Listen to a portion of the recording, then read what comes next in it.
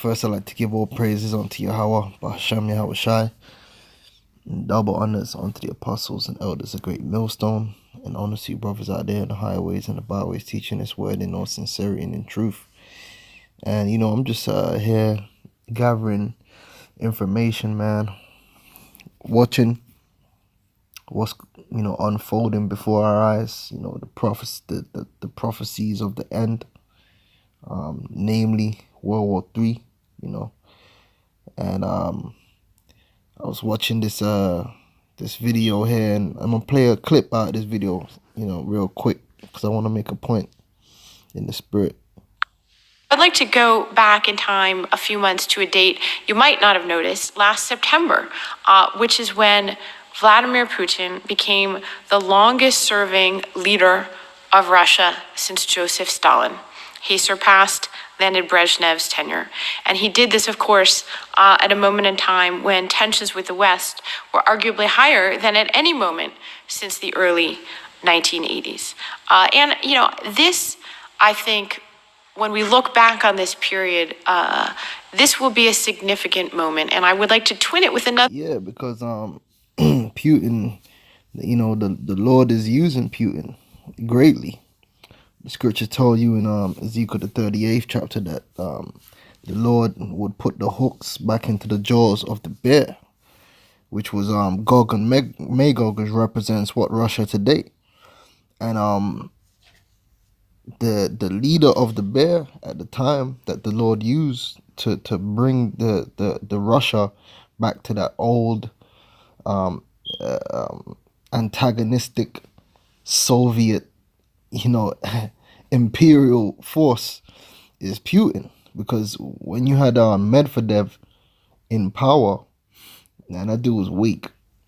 When Putin came into power, that's when Russia started to respond to NATO's aggression, and that's what's led us up to the point that we are today. It was in Putin's tenure that Russia has basically gotten a foothold, against America and NATO, which is the whore that sitteth on the beast. So hey, the Lord set up Russia, which, by the way, Vladimir Putin translates to the way of rulership.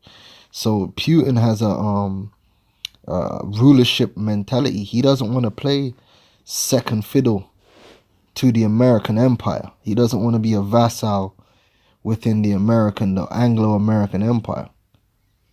He trying to do his own thing. And that's going to lead to World War III, which is prophecy. The third woe cometh quickly, baby. Another event that's occurring this week as well, which is in China, the lifting of term limits on the Chinese leader Xi Jinping, which effectively makes him a leader for life as well. You have, in these two events, at a moment when we here in the West and in the United States are politically polarized, divided, inward-looking, and questioning ourselves, you have a moment which has been dubbed the return of great power competition. You could also say it's the rise of a new era of strong men, and it reflects, I think, something very... Yeah, and those strong men are gonna lead the world into World War III, and it's gonna cause the wrath of the Lord to descend upon this earth, man. Great death and destruction, man. Very definitive about this moment in history. We don't know where it's leading yet, and some days I wake up and I think, wouldn't it be nice if we could just skip more quickly through to the end of the book here and make sure it all turns out okay? But well, it is gonna turn out okay, for the Israelites, because the end of the book, man, is the destruction of our enemies and the beginning of the kingdom of our Lord. And I just want to pull that out of the scriptures, man. This is Revelations 11. She said skip to the end of the book. It ain't hard. Well, you ain't got a Bible? You ain't got a Bible, man? Okay, this is Revelations 11 and 14. The second woe is past, the second world war. And behold, the third woe cometh quickly, because the third world war has already begun, and it begun years ago. And it died down for a little while, And then in recent years, it's building back up again. It's heating back up again. All right. The first Cold War was a war between Russia and America, and they were fighting what proxy wars. Then the war died down. That was the so-called end of the Cold War. But then, as the scriptures say, the Lord put hooks into the jaws, and now they're calling it a new Cold War. But really, it's the end of World War III, and it's gonna get hot because these two titans are gonna fight directly, man. It's gonna be no more proxy wars. It's gonna be a direct confrontation, metal versus metal. All right. So the third war cometh quickly. All right, because there wasn't no great era of peace after World War II. I think it was about 3 years after World War II ended, the nuclear arms race began, and you had all these wars popping up all over the earth, man. All right, there ain't really no era of lasting peace, man, even though these people think so. All right, the third war cometh quickly.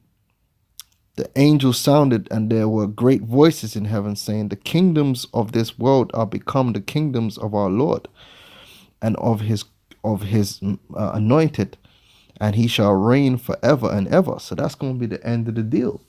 The end of the deal is these kingdoms are going to be translated to our Lord Yahweh Shai, man.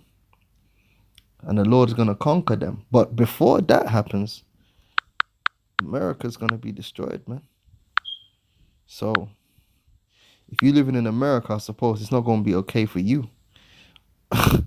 Unless you have the elect. Okay. Revelations 18:2. And he cried mightily with a strong voice, saying, Babylon the Great is fallen, and is become the habitation of devils, and the hold of every foul spirit, and a cage of every unclean and hateful bird. Yo, Lord is going to destroy America, man. Okay.